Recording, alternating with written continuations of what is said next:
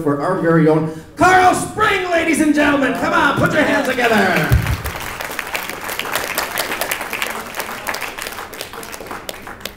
Thanks for being here, everybody, and Merry Christmas, Happy New Year. Who's ready for 2010 to get here? Was 09 good for you? Kinda? Sorta? Not too much. We ain't got no good weatherman no more.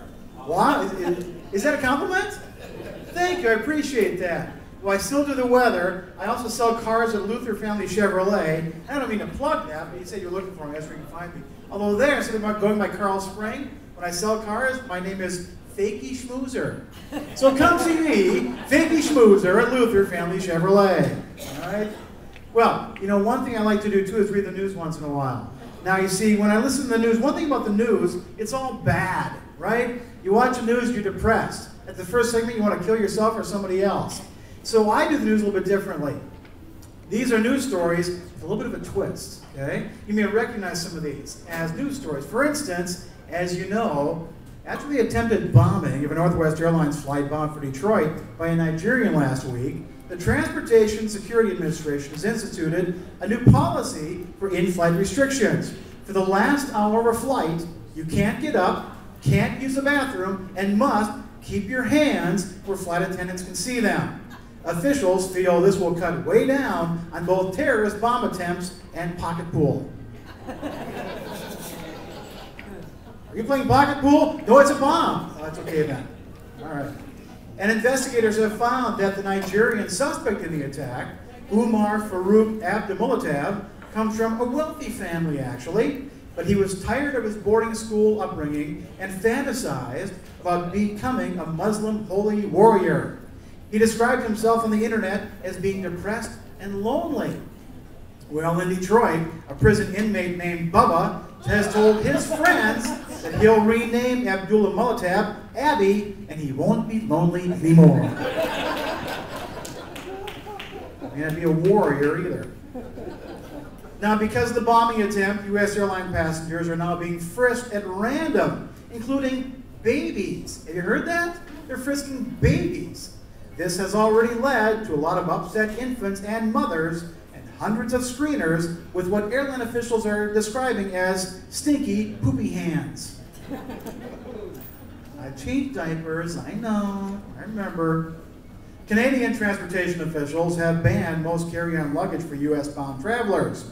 Passengers may only carry on things like medical devices, purses, laptops, and back bacon, which confuses the hell out of the Canadian bomb-sniffing dogs. You may have heard about this. In Aspen, Colorado, actor Charlie Sheen has been accused of threatening his wife at knife point when she told the actor she wanted a divorce. Claiming innocence, Sheen says he was simply trying out products for his new Knife of the Month club he's starting with Tiger Woods' wife Elin and O.J. Simpson. That's actually true. In Hawaii, Barack Obama had to leave his recent golf outing early and race back to his island compound where the child of a family friend had suffered a minor injury playing on the beach. But the child was not injured badly and didn't need stitches, as both Charlie Sheen and Elin Woods were on other continents. And in a related story, fewer police died on the job in '09, mainly because they stopped responding to calls at the home of Charlie Sheen and Tiger Woods. A bad year to be named Tiger Woods, that's for sure. Dateline, Moorhead, Minnesota. 21-year-old John Robideau is in custody after he impersonated a pizza delivery man in order to gain access into the home of drug dealers to rob them of cash and marijuana. Asked if he regretted his actions, Robideau said, "Well, sure. I didn't get any pizza or pot, and those guys are crappy tippers." And, hey man, anybody got any Doritos? And this also related to that. Officials at a Southern California toy store said they confiscated a teddy bear last week that was stuffed with marijuana.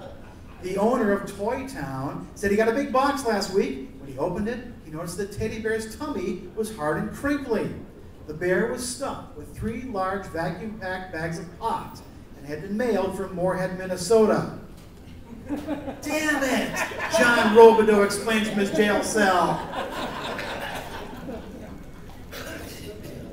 And finally, in Sacramento, California, an 81-year-old man foiled 2 young thugs who were trying to rob him in his own house. Hank Ledbetter allowed the 2 men in to use his telephone, but then forced him into a bedroom and then while they rummaged through his house.